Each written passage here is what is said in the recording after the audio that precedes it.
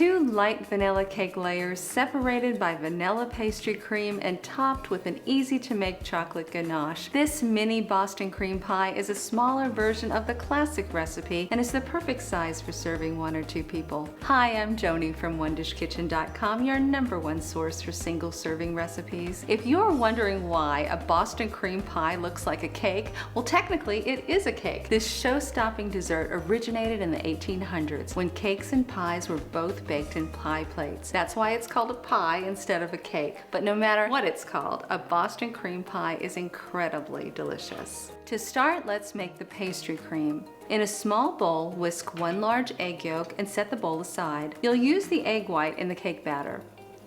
Add 2 tablespoons of sugar, 2 teaspoons of cornstarch, and 1/2 cup of whole milk to a 1-quart saucepan. Stir until smooth. Place the saucepan over medium heat and cook, whisking constantly until the mixture begins to thicken and bubble. Continue to cook while whisking for 1 additional minute. Next, you'll need to temper the egg yolk. Tempering means adding a hot liquid to the eggs. If you simply pour the hot ingredients into the egg, you'll end up with a cooked egg. The goal is to bring up the temperature of the egg gradually. To temper the egg yolk, start by adding 1 teaspoon of the hot milk mixture to the egg, whisking constantly. Then very slowly add the remaining mixture, 1 teaspoon at a time, to the bowl with the egg yolk until all is added, while continuously whisking. Be sure to keep that egg moving so it doesn't scramble. Pour the egg mixture back into the pan and return it to medium heat. Bring it to a simmer, stirring constantly. Allow the mixture to cook for 1 minute. Remove from the heat and stir in 1/2 tablespoon of salt and butter and 1/4 teaspoon of vanilla extract. Continue to stir until smooth. Transfer the cream to a bowl, cover and refrigerate until you're ready to use the pastry filling. Now let's make the cake. Preheat your oven to 350 degrees Fahrenheit. In a medium mixing bowl, add 4 tablespoons of salted butter that has been melted, 5 tablespoons of sugar, 2 large egg whites, 1 teaspoon of vanilla extract, and beat the mixture with a hand mixer on medium speed until smooth. Add 1/2 cup of self-rising flour and mix for a few seconds. Then add 1/4 cup of heavy cream and mix until smooth.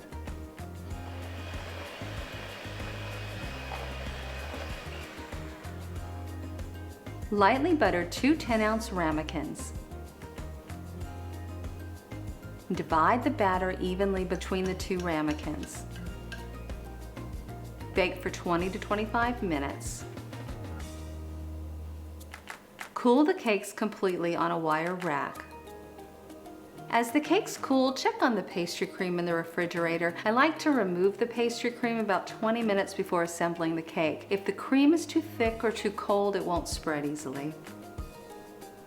If your mini cake layers bake up with dome tops, simply use a sharp knife to slice off that top layer and level them out. Cutting the top off the cake is optional, but it gives the pastry cream and the second cake layer a flat surface to rest on. The last step before you assemble the cake is to make the chocolate ganache. Place 1/4 cup of semi-sweet chocolate chips in a small bowl. Heat 1/4 cup of heavy cream in a 1-quart saucepan over medium-low heat until the cream begins to gently simmer. Pour the hot cream over the chocolate chips and let it sit for 2 to 3 minutes. This allows the hot cream to melt the chocolate while at the same time bringing down the temperature of the cream. If you whisk too quickly while the cream is still hot, the ganache could break down, resulting in a gritty texture. After the chocolate has had enough time to melt, stir the cream and chocolate chips together slowly. Place 1 layer of the cake on a serving plate. Spread the chilled, thickened pastry cream over the cake. Top with the second cake layer and gently press down.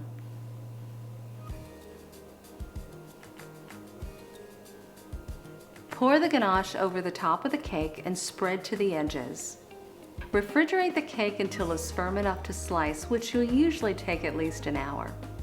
Thank you for watching. Please like this video and also check out the rest of my videos and share them with your friends and family. And visit OneDishKitchen.com, where we have hundreds of single-serving recipes. At One Dish Kitchen, cooking for one is all we do. Bye for now.